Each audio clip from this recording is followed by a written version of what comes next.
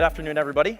I assume everybody's coming down off their lunchtime sugar high, so I'll try to keep the energy up a little bit. Throughout my talk, I will probably pull aside things that I call nuggets, so things that you may want to take away from this particular presentation. So you'll hear me pause a few junctures in the speech and just talk a little bit and say nugget, so you might want to write that down and do a little bit of research.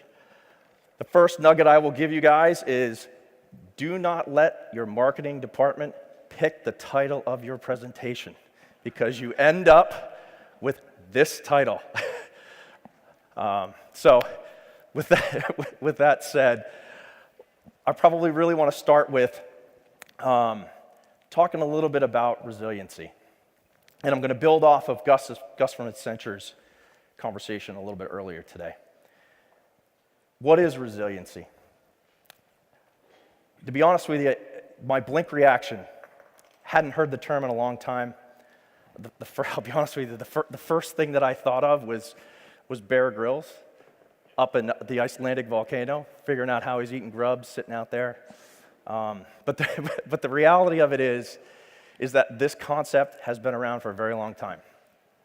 So nugget for you guys, there's a tremendous amount of research from US CERT and the World Economic Forum that talk about resiliency in your process. So if you guys have a little extra time, you should all do a little bit of research, check that out, because there's a lot of good material there that's been around for a very long time. To be honest with you, this concept has been around for 10 plus years.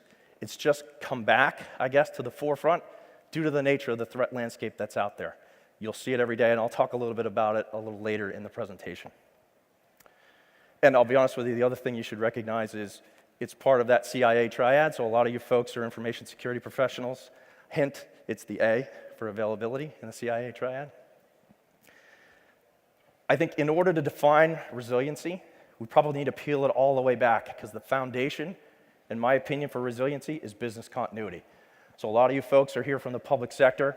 Everybody know what COOP is, Continuity of Operations, the Homeland Directive around making sure that you have recovery in your environment. The two fundamental pillars for COOP, or business continuity, planning and recovery. So how many of you folks here probably have gone through the planning process? You've done a business impact assessment. You've done your BC plan. You've done your twice annual testing.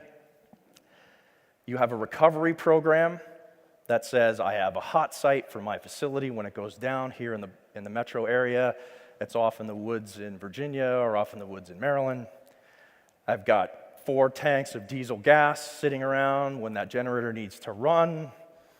I've got 2 data center facilities, the required 300 miles apart.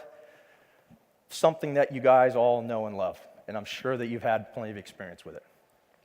But when we talk about resiliency, we're going to add a third pillar to that stool, so to speak. So you've got planning and recovery, traditional BC. Resiliency adds the concept of durability. And I'll pause for a second, because that's a little bit of a nugget. The question you need to ask yourself, and this is where I'm going to build on Gus's presentation a little bit earlier, is can you adapt and sustain a cyber attack that's going to last over the long term? So you need to step back, look at your program, and I would submit to you that most of your BC and COOP programs probably don't have this in there. You need to ask yourself, again, nugget, can you adapt and sustain a long-term cyber event in your environment? So, story, this is the best way to do this. So here's where the cat videos come in. My nan, 93 years old, came over from the old country 80 years ago.